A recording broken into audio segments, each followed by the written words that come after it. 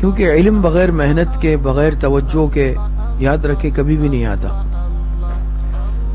جتنے بھی آج تک تاریخ میں جن افراد نے اپنے اپنے میدانوں میں کامیابیاں حاصل کی ہیں، چاہے وہ دینی شعبوں میں ہو، چاہے وہ دنیاوی شعبوں میں ہو، لیکن سب میں ایک قدر مشترک بات جو آپ کو نظر آئے گی وہ محنت ہوگی۔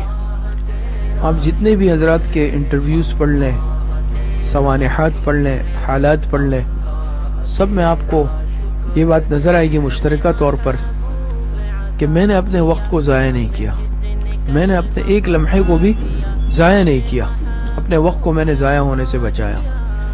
تو بچوں، آپ سے بھی یہی درخواست گزارش ہے کہ اپنے ایک لمحے کو بھی ضائع نہ کریں۔